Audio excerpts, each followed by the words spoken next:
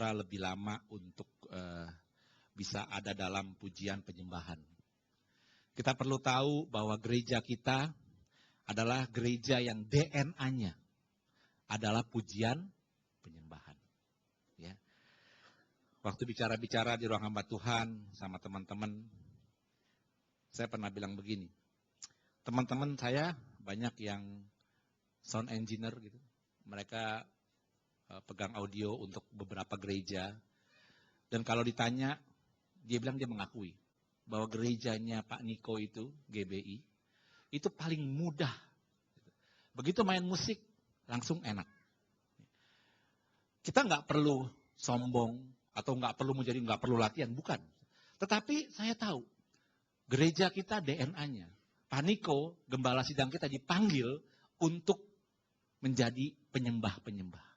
Dia akan mengimpartasikan panggilannya, urapannya kepada ketua rayon kepada gembala-gembala dan gembala kepada jemaat. Supaya jemaat yang terhisap, yang terserap, yang dipanggil di gereja ini juga menjadi penyembah-penyembah yang benar. Yang mau katakan amin. Saudara, ada gereja yang dipanggil dengan berdoa. Ada gereja yang dipanggil dengan mengajar. Ada gereja yang dipanggil dengan komsel. Saudara, masing-masing itu seperti tubuh. Ada tangan, ada kaki, ada mata, ada hidung, ada telinga, dan sebagainya. Tapi gereja kita dipanggil untuk menjadi penyembah-penyembah benar. Oleh karena itu saudara, di tempat ini, kita banyak dan sering menyembah Tuhan. Saudara, kita merencanakan dalam bulan depan, kita akan bersama-sama dengan jemaat. Dan saya ini mesti minta terus terang dukungan jemaat. Bukan dukungan apa-apa. Cuman dukungan kehadiran. Supaya kita pada satu hari, mungkin sebulan sekali bersama-sama kita ada menara doa yang sebulan sebanyak 4 kali ya saudara ya. 3 kali dengan jemaat, 1 kali dengan para hamba-hambanya. Ya, itu kita memuji menyembah. Tapi tidak bersama-sama. Saudara, saya rasakan kalau kita bersama-sama ada sebagian jemaat yang masih bengong. Masih lihat kiri, lihat kanan, bingung saudara. Ya, mau nyanyi kadang-kadang nggak ngerti pakai bahasa Inggris, ya, pakai bahasa Indonesia nggak hafal, dia lihat multimedia, dia lihat temennya, nah saudara. Tapi saya percaya kalau kita lebih sering memuji menyembah, saudara, dan nanti kita akan adakan 1 bulan 1 kali kita memuji menyembah bersama-sama, saudara mau? Janji lo ya. Datang sama-sama, nggak ada khotbah, saudara, nggak ada khotbah. Kita mengalir dalam pujian penyembahan. Kita nggak tahu berapa lama, ya pasti maksimum 2 jam. Tapi kalau misalnya lebih cepat, ya nggak ada masalah juga. Ya, jadi kita memuji menyembah. Saudara, biar saudara dan saya kita bersama-sama itu DNA gereja kita itu jadi betul-betul kelihatan, saudara, dalam pujian penyembahan. Ya, jadi saudara, saya minta dukungan dari saudara, dari Bapak Ibu. Nanti kita akan tetapkan tanggalnya hari Rabu malam. Kita bersama-sama hanya memuji menyembah Tuhan dan berdoa. Ya. Nanti kita ada temanya, berdoanya apa. Ya.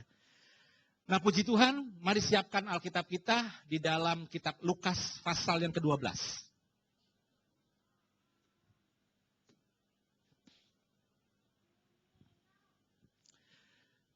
Pagi ini saya ingin kita bersama-sama membaca firman Tuhan yang agak panjang. Karena ini saling terkait satu dengan yang lain, yaitu dari pasal 12 ayatnya yang ke-13, dari Lukas 12 ayat yang ke-13. Dan kita akan membaca sampai dengan ayat yang ke-31. Wah, kelihatannya panjang, tetapi memang ini kait-mengait. Lukas pasal 12 ayat 13, ya, kita akan baca secara bergantian. Saya berdoa, saya berharap supaya saudara konsentrasi, cukup panjang. Anggap aja kita baca Alkitab pagi hari pada hari ini.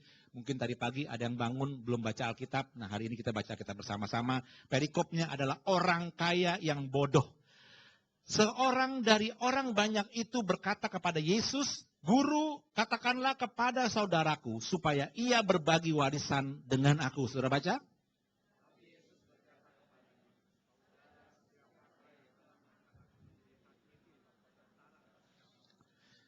Katanya lagi kepada mereka, berjaga-jagalah dan waspadalah terhadap segala ketamakan, sebab walaupun seorang berlimpah-limpah hartanya, hidupnya tidaklah tergantung daripada kekayaannya itu.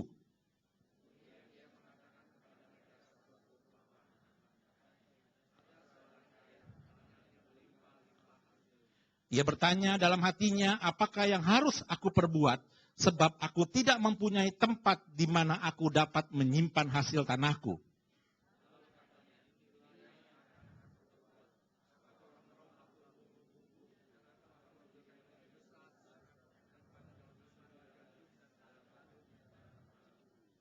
Sesudah itu, aku akan berkata kepada jiwaku, jiwaku, ada padamu banyak barang, tertimbun untuk bertahun-tahun lamanya. Beristirahatlah, makanlah, minumlah, dan bersenang-senanglah.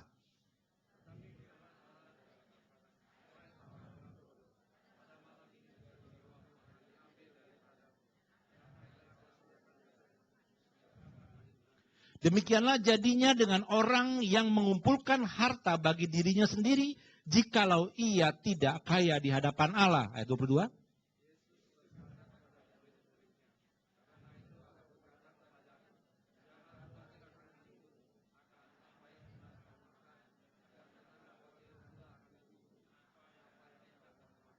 Sebab hidup itu lebih penting daripada makanan, dan tubuh itu lebih penting daripada pakaian.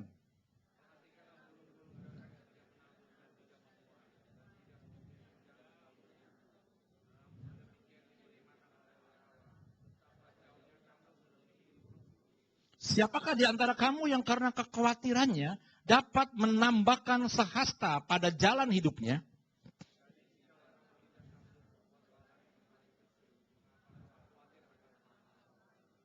Perhatikanlah bunga bakung yang tidak memintal dan tidak menenun.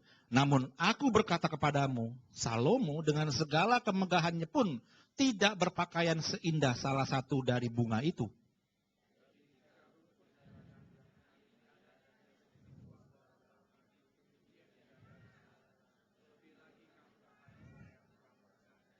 Jadi janganlah kamu mempersoalkan apa yang akan kamu makan dan atau apa yang akan kamu minum, dan janganlah cemas hatimu.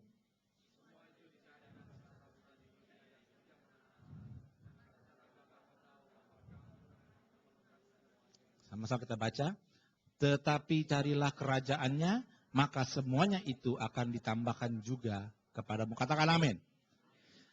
Saudara, ketika Yesus memberitakan atau memberikan perumpamaan tentang orang kaya yang bodoh, itu ada kaitannya dengan yang namanya hal kekhawatiran. Saudara, pertama kita mau lihat dulu kenapa orang kaya ini disebut bodoh. Biasanya yang namanya orang kaya harusnya pinter kan? Kenapa? Karena dia bisa cari uang. Melebihi orang yang lain. Setiap orang punya kesempatan yang sama. 24 jam satu hari. Tapi ada orang yang sukses dan dia kaya, ada juga yang tidak. Jadi kita bisa kategorikan bahwa orang kaya mestinya minimal dia pinter. Minimal dia pandai. Gitu. Bisa mengelola, cerdik, lihai. Atau mungkin licik, saya nggak tahu. Tapi ya dia tidak bisa dikatakan bodoh. Dan saya pikir jarang orang yang berani ngatain orang kaya, kamu orang kaya yang bodoh. Ya. Tapi kenapa Tuhan memberikan perumpamaan yang agak unik? Orang kaya yang bodoh. Saudara, saya mau katakan kepada saudara, menjadi kaya itu tidak salah. Katakan amin, saudara. Karena tokoh-tokoh Alkitab pun kaya. Saudara. Abraham kaya, Ishak kaya, Yakub kaya, Daud kaya, Salomo kaya, rasul-rasul juga kaya. Saudara. Mereka bisa membiayai penginjilannya keliling Eropa, keliling Asia Timur. Saudara, tapi kenapa diperkatakan ini orang kaya, tapi bodoh? Bukan berarti kalau kita kaya kita jadi bodoh. Enggak, saudara. Siapa yang mau jadi bodoh? Nggak ada yang mau kan? Jadi orang kaya, kita kaya maunya. Kalau bisa orang kaya yang pintar. Orang kaya yang smart gitu. Ya kan? Nah, ada masalah beberapa persoalan yang dimiliki oleh orang kaya ini, yang oleh Tuhan itu disebut bodoh. Dan kalau kita mau kaya, karena berkat Tuhan, seperti Amsal berkata, berkat Tuhanlah yang menjadikan kaya, susah payah tidak menambahinya. Kalau kita mau seperti itu, kita perlu melihat atau membuang sikap-sikap ini. Yang pertama dalam ayat 15 dikatakan, katanya lagi kepada mereka. Sebelum dia kasih perumpamaan. Berjaga-jagalah dan waspadalah. Ya. Terhadap segala apa, saudara? Ketamakan. Atau keserakahan. Saudara, ada satu sikap yang dimiliki oleh orang kaya ini. Menurut Tuhan, itu jadi bodoh. Kenapa? Dia sudah kaya, tapi dia serakah. Saya katakan sekali lagi, kaya tidak salah. Tapi ketika saudara serakah, maka kita menjadi bodoh di hadapan Tuhan. Saudara, ada seorang muda. Dia berniat membeli tanah karena dia main properti. Dia selalu kalau pedagang properti pasti mencari tanah yang paling baik. Dan harganya paling murah. Supaya bisa cuan. Betul? Kalau dijual. Saudara, dia ketemu satu wilayah yang cukup luas dimiliki oleh seorang tua. Dan dia berkata, Bapak bisa jual tanah ini? Bisa, boleh. Berapa harganya? Dikatakan 500.000. Wow, murah ya? Iya, tanah ini prospeknya baik. Saya boleh beli berapa banyak tanah ini? Oh, mudah saja. Anda kelilingi tanah saya ini, sebanyak yang Anda bisa kelilingi, maka sebanyak itu Anda bisa beli. Oh, langsung pemuda ini, sip, gitu kan. Mulailah tidak pakai tanya apa-apa lagi, langsung dia jalan, dia lari. Dia lari, dia kelilingi terus. Udah dia lari cukup, udah 1 hektar, 2 hektar. Waduh, ini kalau bisa lebih lagi nih asik nih, ya kan? Ini belum masih jam 3 nih, masih jam 2, lari lagi. Lupa makan dia. Wah, udah 3 hektar, dia lari lagi, saudara. Sampai sore dia menghadap. Aduh, Pak, saya berhasil beli 5 hektar. Dia berhasil lari 5 hektar, saudara. Orang tua itu tersenyum. Bagus. Habis dia ngomong, saya berhasil lari 5 hektar. Langsung ngomong, jantungnya putus, saudara. Akhirnya yang dia bisa beli tanah cuman 1 kali 2. Untuk kuburan, saudara. Kenapa, saudara? Karena dia serakah. Karena dia kepengen sebanyak-banyaknya, saudara. 1 hektar nggak cukup. Mau 2 hektar, mau 3 hektar, dan seterusnya, saudara. Jadi keserakahan itu, ketamakan itu, yang Tuhan berkata, waspadalah, berjaga-jagalah. Jadi ketamakan ini adalah satu sikap yang didasarkan atas keinginan yang berlebihan. Keinginan boleh, saudara. Kita punya keinginan. Tapi jangan sampai itu berlebihan. Jangan sampai tidak terkendali keinginan kita.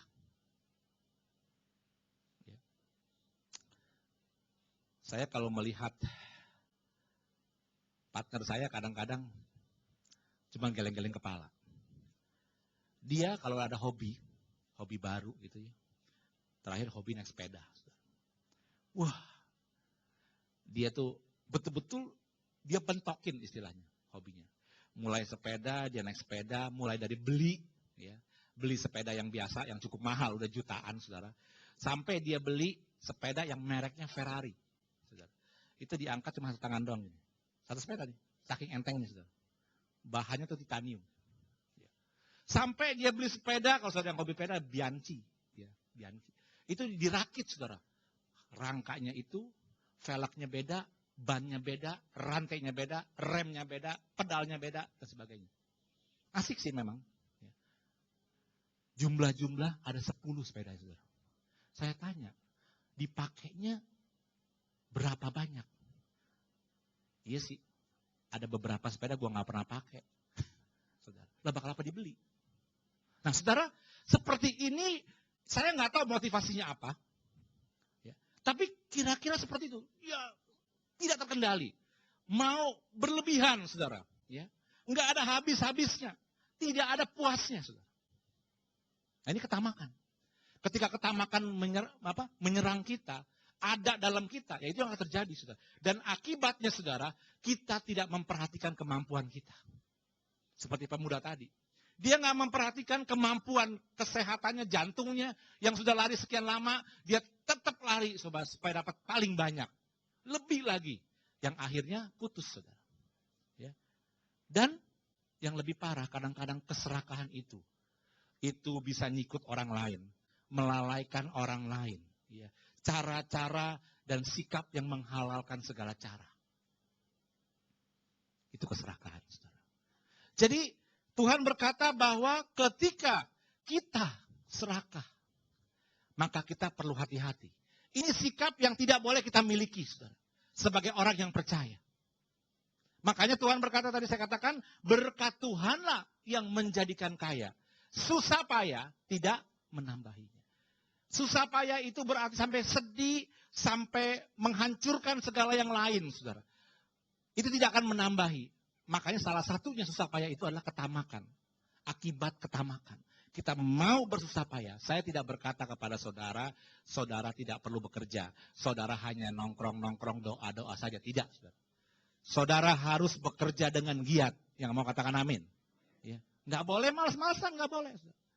Tapi ingat, jangan sampai serakah. Di dalam Alkitab ada seorang yang namanya Akan. A-K-H-A-N, Akan.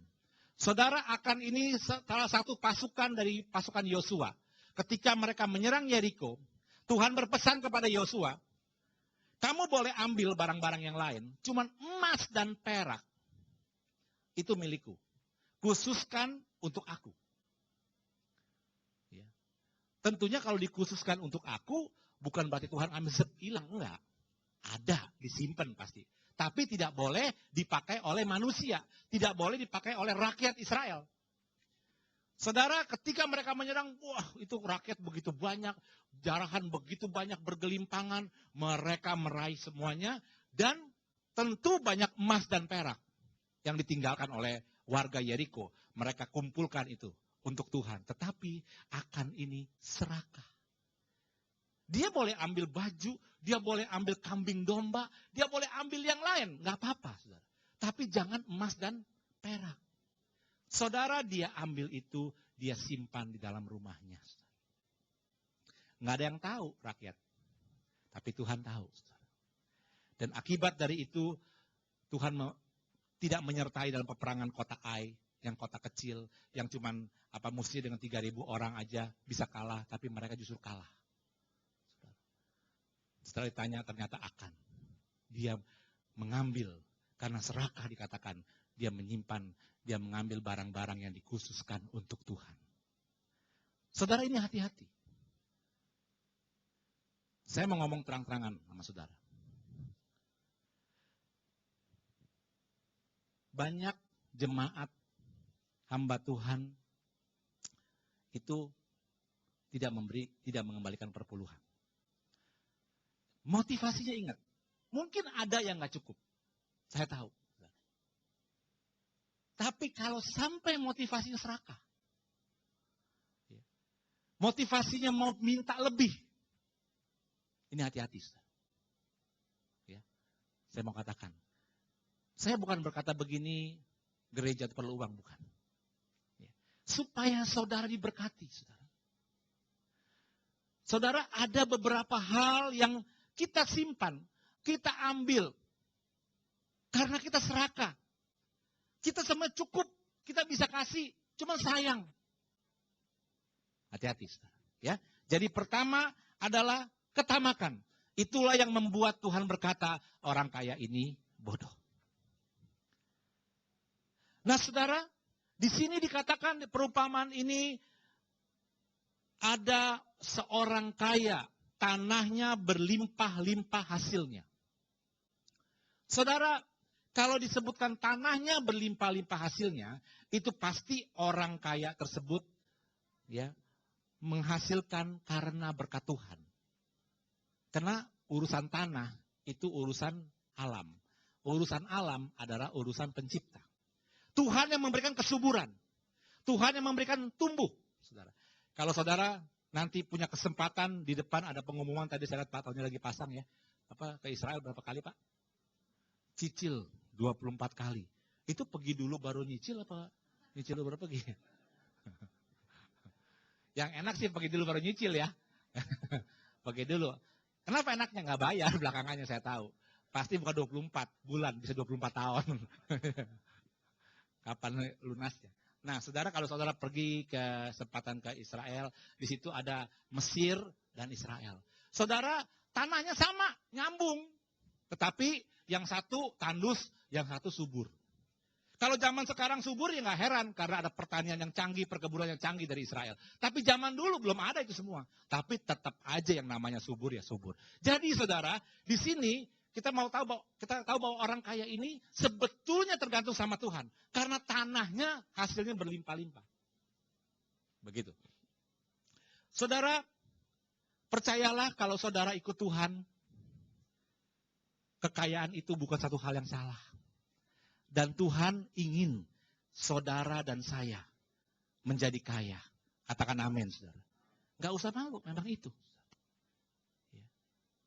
Kemarin kan Pak Budianto bilang ini, kalau minta sama Tuhan, minta yang mentok sekalian. Jadi kalau nggak dikasih, di bawahnya harus dapat. Gitu, saudara ya. Minta yang mentok. Bukan apa, memang Tuhan, ya Tuhan yang kaya. Dia pengen anak-anaknya pun kaya. Tanda kutip nih. Bukan kaya seenaknya, bukan. Saudara, memang ketika kita ngerti bahwa kekayaan berkat Tuhan lah yang menjadikan kita kaya, kita tuh harus punya sikap yang benar, saudara. Saya dengan partner itu sering ngomong begini, kalau kita ketemu sama-sama, kita membahas laporan keuangan, namanya RUPS gitu, rapat umum pemegang saham. Kadang-kadang kita melihat bahwa bisa aja rugi di berbagai bidang, ada untung berbagai bidang. Tapi ya satu, saya sudah partner dari mulai tahun 89, 90 gitu sampai hari ini. Kita mau untung, mau rugi, nggak pernah ribut. Banyak orang berpartner, untung ribut. Bagaimana kalau rugi, saudara? Untung aja ribut, saudara. Nah, saudara, ini penting. Kalau kita menyadari bahwa kekayaan itu, keberhasilan itu dari Tuhan, maka kita tahu bahwa mau untung, mau rugi, kita nggak perlu ribut. Saya ingat dulu ketika tahun 91, saudara, di mana saya tuh waktu itu rumah tuh masih sewa, saudara, 48.000 satu bulan di rumah saya sekarang ini. Kemudian yang punya rumah, tuan tanahnya berkata, kami mau jual rumah ini. Jadi kalau Anda kepingin beli, waktu harga 13 juta, nggak mahal sih, murah banget tuh. Karena rumah udah lama ditempati dari istilah nenek saya. Mau beli 13 juta, kalau nggak kami mau jual, ya Anda silakan pindah. Saya ngomong sama partner saya pada waktu itu. Dia berkata, Pak, pakai aja dulu duitnya. Gua nggak perlu. Jadi mestinya kan kalau secara peraturan, kalau saya ngambil uang, dia mesti ngambil uang. Kalau dua-duanya ngambil uang, perusahaannya waktu itu belum siap. Pasti jadi kendala. Dia bilang, kamu pakai aja. Bikinin, saya bayar, dan saya beli rumah itu, saudara. Hari ini pun sama. Ketika dia butuh, ya pakai dulu aja. Saya nggak perlu ambil. Atau kalau memang dia butuhnya besar, kalau nggak enak ambilnya, saya ngambilnya cicil. Supaya perusahaannya jangan sampai cash flow-nya terganggu. Nah, saudara, ini penting, saudara. Orang kaya ini ngerti bahwa tanahnya berhasil. Tanahnya subur. Dan dia berkata, ayat 17, ia berkata dalam hatinya, ia bertanya, apakah yang harus aku perbuat? Sebab aku tidak mempunyai tempat di mana aku dapat menyimpan hasil tanahku lagi. Istilahnya, usahanya berkembang, saudara. Usahanya makin bagus, makin besar, saudara. Sehingga dia nggak punya tempat lagi untuk nyimpan. Saudara, ada satu rahasia. Kalau saudara mau tahu, saudara dapat berkat Tuhan, tapi saudara perlu lakukan ini juga. Kita buka Kolose 3 ayat 23.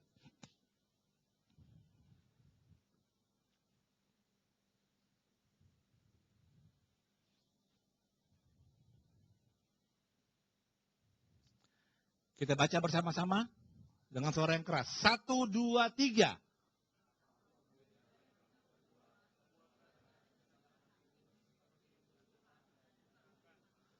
biarkan dulu ya, itunya multimedia. Apapun juga yang kamu perbuat. Artinya saudara, bukan hanya dalam bisnis. Apapun bisnis saudara, apapun pekerjaan saudara. Saudara mungkin seorang sales, seorang marketing, ataupun seorang accounting, seorang administrasi biasa, penjaga gudang, ataupun buat kue, buat makanan, apapun juga. Ibu rumah tangga, pelayanan, yang kamu perbuat, haruslah dengan apa? Segenap hati. Ini penting, saudara. Banyak orang ya, terlambat sukses karena bekerjanya setengah hati. Tidak segenap hati, saudara. Cuman setengah hati. Jadi kalau setengah hati nggak bisa, saudara. Harus betul-betul, sungguh-sungguh, saudara. Kita cukup lihat contoh. Saudara tahu pemuda yang namanya Mark Zuckerberg? Tahu? Ada Marco pasti tahu ya. Tahu nggak? Itu pencipta Facebook.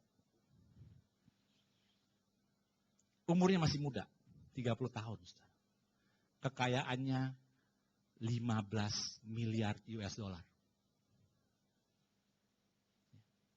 Saudara, kenapa? Dia mengerjakan yang namanya Facebook itu segenap hati. Sungguh-sungguh. Ada satu lagi. Saya nggak sebutin yang biasa kayak misalnya Warren Buffett, tapi yang masih muda-muda nih. Yang namanya Elon Musk. Elon Musk ini seorang IT. Lahirnya di Afrika Selatan. Dialah yang menciptakan PayPal. Cara pembayaran. Di luar negeri. Jadi kalau saudara beli online business tuh, ya, kalau di seluruh dunia bayarnya pakai PayPal. Saudara cukup masukin kartu kredit saudara, kemudian didaftar ke sana, kirim ke paypal.com, paypal.com kirimin kode registrasinya, masuk di dalam tagihan saudara di bulan berikutnya, saudara masukkan kode itu ke dalam internetnya, maka mulai hari itu saudara punya pembayaran, nggak perlu pakai klik password, pakai pakai password dan langsung bayar. Aman jadinya. Ya. Dia pencipta PayPal. Yang luar biasa, saudara. Dia itu sama kayak Mark Zuckerberg. Tapi hari ini, dia punya sebuah bisnis yang namanya Tesla Corporation. Apa itu Tesla? Mobil elektrik tercanggih di dunia. Saudara kalau pernah lihat mobil, saya pernah lihat pameran kemarin di mana di luar negeri. Keren banget. Enteng, semuanya aluminium. Depannya kalau dibuka, kosong. Bagasi. Belakangnya kalau dibuka, cuman segede meja mesinnya. Isinya motor. Tengahnya itu kayak LCD kayak gitu, gede, touchscreen. Ya karena dia orang IT. Dia bisa bikin mobil dan dia bikin roket, saudara. Saya tahu rahasianya karena dia perbuat segala sesuatu dengan segenap hati. Dikatakan lagi seperti untuk Tuhan, bukan untuk manusia. Ini rahasianya, saudara. Jadi, apa yang saudara lakukan, itu Tuhan memberkati. Dengar baik, Tuhan itu memberikan kepada saudara keahlian. Katakan amin, saudara. Tuhan memberikan keberhasilan.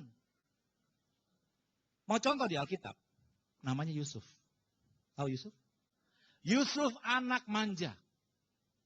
Anak manja tidak bisa, bukan tidak bisa, mungkin tidak pernah kerja keras di rumahnya. Tidak pernah ngatur rumah tangganya karena disayang sama ayah dan ibunya. Tugas dia cuma pakai baju yang indah, nganter makanan ke kakak-kakaknya. Itu Yusuf. Tapi luar biasa ketika dia ada di Potifar. Kok dia bisa jadi kepala rumah tangganya Potifar? Bagaimana dia bisa bekerja? Pengalaman dari mana? Udah gitu di Mesir lagi. Oke, rumah tangga masih gampang. Masuk penjara. Jadi kepala penjara. Kesayangan kepala penjara mengatur seisi penjara. Itu beda manajemen. Kalau rumah tangga sama penjara beda manajemen. Dan penjara itu penjara orang-orang politik. Masih kurang? naiklah dia ke tahta paling tinggi. Jadi Perdana Menteri di mana? Mesir. Mesir, bukan di Israel. Kalau saudara saya minta menjadi RT, nah Pak Hendra sini. Pak jadi RT di Amerika Pak. Bingung dia. Adat istiadatnya beda, semuanya beda. Kalau jadi RT di Indonesia masih gampang, mau di Maluku juga masih gampang. Tapi kalau di Amerika beda atmosfer, beda kebudayaan. Tapi Yusuf di Mesir nih. Jadi Perdana Menteri, ngatur negara, ngatur bagaimana persediaan harus ditaruh di tiap-tiap tempat, ngatur penjualan gandum ke seluruh dunia. Dari mana belajarnya? Firman Tuhan berkata, Yusuf mendapat perkenanan Tuhan. Sehingga ia berhasil. Saudara, kerjakan dengan sungguh-sungguh. Sepenuh hati. Seperti untuk Tuhan. Ya. Nah, saudara, kemudian timbullah yang namanya tadi kebodohan pertama itu karena tamak. Kebodohan kedua, dia berkata seperti ini dalam ayat 19a. Setelah lumbungnya makin besar, dia berkata, hai jiwaku, ada padamu banyak barang tertimbun untuk bertahun-tahun lamanya. Kesalahan tadi udah tamak. Kesalahan kedua adalah karena dia mengandalkan hartanya untuk umurnya. Dia pikir umur bisa diperpanjang karena adanya harta. Ya, ini kesalahan pertama. Saudara, kalau saudara baca di internet, saudara cari Dr. Richard Teo Kensiang. Itu ahli kecantikan, dokter kecantikan. Umurnya 40 tahun. Saudara, hari-hari ini memang yang namanya dokter kecantikan itu laris berat. Ya, karena ibu-ibu dan para wanita itu senang di-upgrade. Lo benar memang ini. Saya pernah ngobrol-ngobrol sama teman. Ini dokter Teo Kensiang miliaran dapatnya, saudara. Dari mulai sedot lemak, ganti alis, ganti hidung, ganti bibir, ganti jidat, tarik kulit, dan sebagainya, saudara. Itu ditariki sampai licin, nggak ada keriput, saudara. Luar biasa. Alis besok begini, bulan depan melengkung. Bulan depan kayak gitu. Ya kenapa nggak bikin begitu ya? Kan bagus gitu. Kayak apa tuh? Yang pakai itu Halloween gitu. Saudara, tolong nih ibu-ibu kalau lagi facelift, atau facelift, lagi upgrade muka gitu. Jadi bukan softwarenya di-upgrade ternyata saudara. Muka juga di-upgrade. Langsung selfie. Kirim ke malaikat saudara, tolong. Karena malaikat perlu tahu. Nanti ketika ada kecelakaan, Tuhan bilang, kenapa kamu gak jagain? Ini lain, fotonya lain. Yang mati beda namanya. Nah, tolong selfie, cekrek. Malaikat, sekarang saya kayak gini loh. Dulu mata saya sipit, sekarang belok. Ya kan? Dulu hidung saya pesek, sekarang mancung. Dulu bibir saya tebal, sekarang tipis gitu, hampir gak ada bibirnya gitu. Mau ditebelin lagi, bingung ntar. Ya kan? Saudara, karena banyak orang berpikir kalau punya uang, gue bisa muda terus. Malas olahraga, sedot aja tuh lemak. Ya, memang gampang sih. Ya. Nggak mau usaha. Kenapa? Punya duit. Gitu. Saudara, ini kesalahan pertama nih, si orang kaya ini. Dia berpikir bahwa jiwanya tergantung dari banyak barang. Dia bisa hidup lama. Nah, dokter yang ahli bedah ini dokter yang bukan hanya dia ahli, saudara ya. Mungkin saya nggak tahu tuh kalau sama juga kayak tukang jahit, saudara ya. Mungkin kalau dia ngejahit kan pas gitu. Tapi kalau nih dokter ini mungkin ngejahit alis atau gimana, mungkin lebih bagus itu nggak ngerti saya. Jadi mungkin tebal tipisnya semua pas gitu. Ukurannya mungkin di laser dulu berapa senti, di sini berapa mili, kiri kanan sama apa enggak. Kan banyak orang alisnya kiri kanan nggak sama, ya kan? Itu dari Tuhan tuh. Tuhan sekali ciptain nggak sama, miring sebelah. Atau tebal sebelah, enggak. Tapi dibikin sama. Kan bingung lah Tuhan, ini kok beda-beda semua. Gitu kan.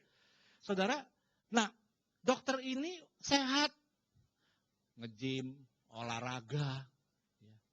Umur 40 tahun, dia mengidap kanker paru-paru stadium 4B.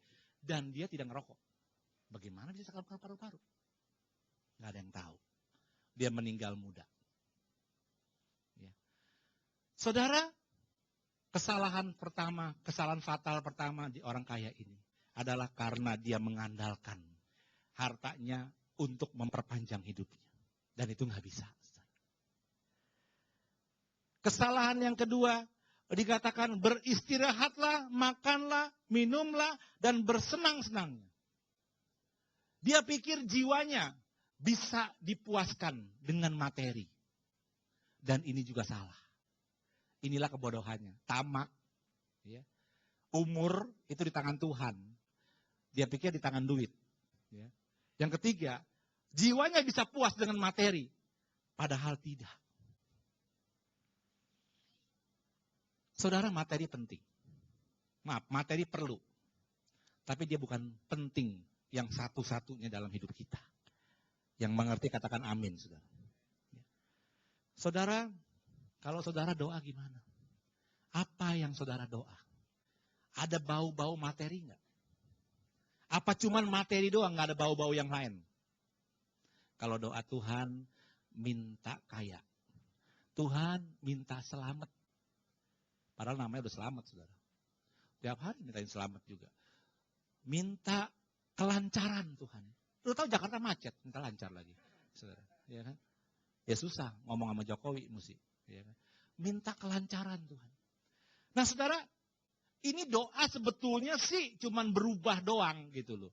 Dulu, di sini jemaat nggak ada, saya cuma cerita jemaat yang di sebelah sono. Tuh. Saya nggak tahu di mana. Gitu. Dulu, waktu masih punya dewa-dewa dan segala macam, dewa dan dewi, ya, mintanya begitu. Minta kaya, minta selamat, minta lancar. Gitu. Terus, udah. Beli apel, beli salak, nggak makan salak ya dewa ya, sorry, saya salah, dia nggak suka salak, ya kan? Apa tuh? Saya nggak tahu pisang, jeruk, ya, jeruk dan sebagainya. Gitu. Beli lilin, ya. Lilinnya nggak boleh kecil-kecil, yang gede, beli yang gede. Dia kata asapnya di rumah itu bikin batuk-batuk sama ngerusak paru-paru. Beli lilin, kompensasi kan? Ngasih itu dapat berkat, gitu, saudara. Ada nggak yang meja sembayangannya kosong? Berani nggak? Dulu. Sembayang nggak usah ada apa-apa, kaca aja gitu. Kalau ada patung dia, jangan kasih apa-apa coba. Dia mau ngasih nggak sama kita?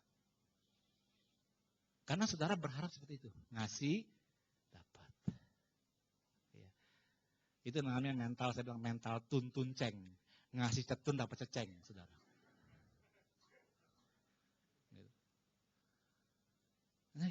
Nah, di gereja udah dibuang itu semua.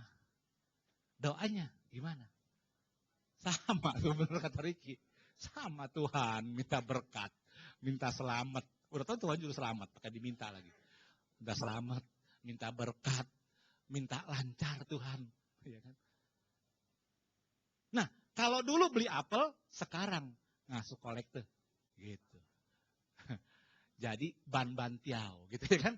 Ngasih ceban, ngarepin cetiau. Nah, itu dia. Sama, saudara. Sama, gitu.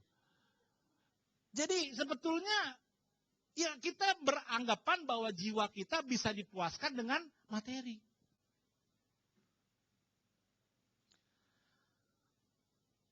Jadi saudara, itu kesalahan yang Tuhan katakan kepada orang kaya ini. Materi itu tidak pernah bisa memuaskan jiwa kita. Yang percaya katakan amin. Nggak bisa.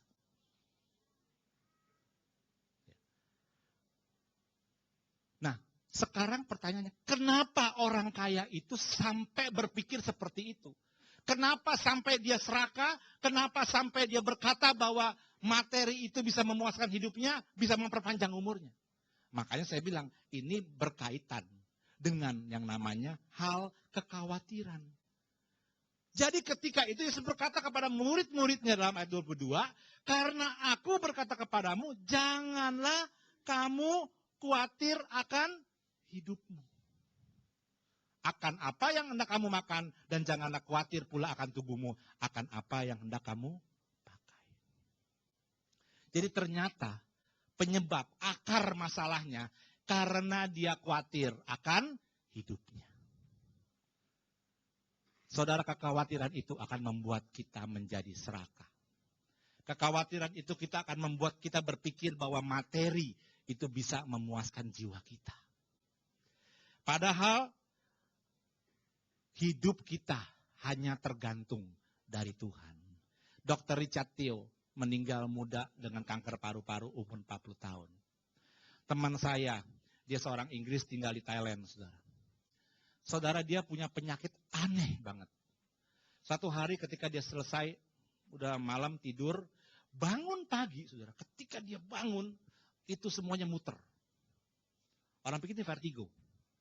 Ya. Muter semuanya. Jalan nggak bisa. Oh, dia takut. Kenapa? Karena semalam nggak apa-apa gitu. Dia nggak kecapean, dia nggak pernah punya hal itu sebelumnya. Muter, saudara. Dia tenangkan diri.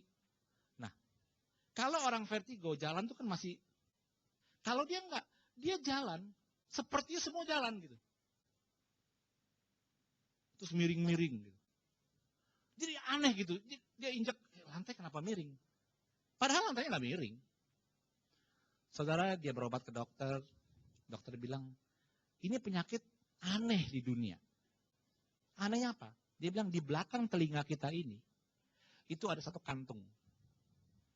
Namanya, kalau di mobilnya balancer.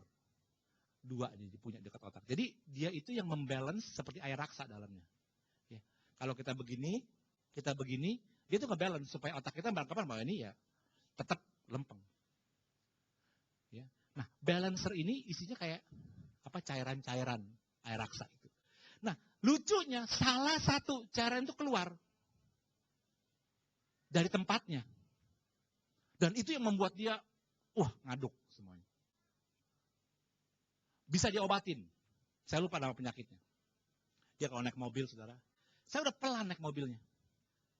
Begitu saya ngerem, ya macet, tapi saya ngerem. Dia pegangan. Dia ada ke kiri. Kenapa? Saya nggak tahu tadi kalau dia belum cerita. Ini kenapa nih orang kayak kesurupan gitu maksudnya. Ternyata dia cerita seperti itu. Jadi kalau kamu berhenti, saya merasa masih jalan. Gitu. Jadi dia gitu. Mobil sini berhenti, mobil ini jalan, kenabrak kan, jangan. Dia takut gitu. Kayak begitu, saudara. Puji Tuhan bisa sembuh. Saya mau kasih tahu, aneh, keluar satu doang. Jadi saudara, materi nggak bisa membuat kita hidup lebih lama, nggak bisa. Materi nggak bisa membuat kita puas. Nah, penyebabnya adalah karena kita khawatir. Karena kita melihat ke duniawi, saudara. Kita melihat apa yang kita pikirkan, makanan dan minuman. Seperti Tuhan bilang. Ya. Saudara, Tuhan berkata begini. Di dalam ayat yang ke-24. Perhatikanlah burung-burung di udara. Burung itu tidak menabur. Menuai enggak? Tidak menuai. Punya lumbung atau gudang enggak? Enggak punya. Habis bagaimana dong dia makan? Bagaimana dia bisa mendapatkan persediaan makanan pada waktu musim dingin? Kalau burung di Indonesia sih gampang kali ya. Karena kan enggak ada musim dingin. Terus-terusan ada tuh makanan. Kalau burung di luar negeri gimana? Musim panas dia bisa makan. Musim dingin waktu salju gimana? Saudara, sampai Tuhan mau ngomong, perhatikanlah burung-burung. Walaupun tidak menuai, tidak menabur, tidak menuai, tidak punya lumbung, tapi dikasih makan oleh Bapa di surga. Terus ditambahin, engkau itu lebih daripada burung. Amin, burung, amin burung. Amin, saudara. Gitu. Ya. Jadi saudara, kalau burung aja dipelihara, kita pasti dipelihara. Dan kita nggak perlu takut. Sehingga kalau kita nggak khawatir, Kita nggak perlu punya serakah. Kita nggak perlu punya mindset bahwa materi itu yang akan menjaga hidup saya. Tuhan yang menjadi pelindung kita. Tuhan yang menjagai. Tuhan yang kasih. Kita berkat. Cukup. Gitu. Ya. Makanya saudara mesti berdoa seperti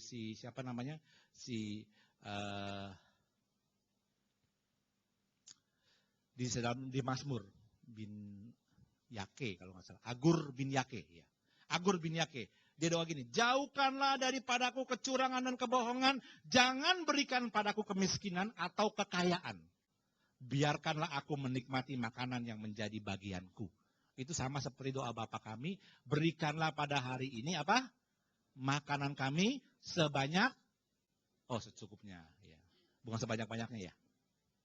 Secukupnya. Saudara, ketika kita tidak khawatir, Tuhan tambahkan lagi, bunga bakung di taman itu nggak memintal, nggak menenun. Tapi dia lebih indah dari pakaian kebesaran Salomo. Salomo itu raja terkaya di dunia dan tidak ada yang pernah lebih kaya dari dia sampai hari ini. Itu udah janji Alkitab. Pakaiannya jangan tanya deh. Mas Salomo tuh pernah bilang gini, aku tidak pernah menghalangi mataku dari apa yang diinginkannya. Jadi pakaian yang semahal apapun, yang seindah apapun, dia pasti pakai. Itu udah jelas. Dan Tuhan cuma bilang begini, pakaian Salomo kalah indah sama bunga bakung yang hari ini ada, besok hilang. Jadi Tuhan bisa mendandani rumput. Tuhan juga bisa mendandani saudara. Katakan amin. Ya. Jangan khawatir. Kan ada lagu, jangan kamu khawatir. Terus apa? Burung di udara dia pelihara. Ya kan?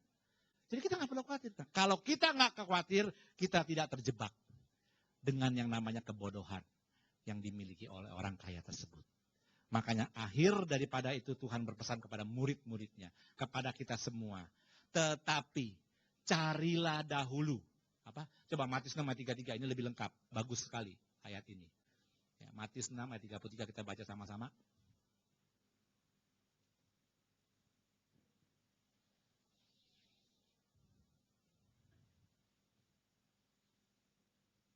Kita baca. Ayo, 1, 2, 3. Tetapi carilah dulu kerajaan Allah dan kebenarannya. Maka semuanya itu akan ditambahkan kepadamu. Yang percaya katakan amin. Dan kasih tepuk tangan buat Tuhan Yesus. Haleluya. Mari kita persiapkan hati kita untuk masuk dalam perjamuan kudus.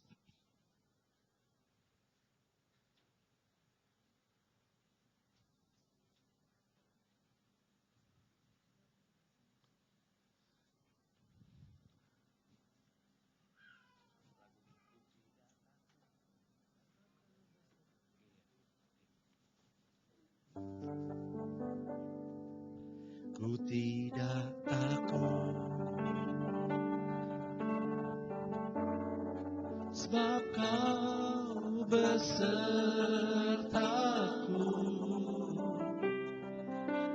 Ku tidak, saya undang hamba-hamba Tuhan. Engkau Allah, sebab Engkau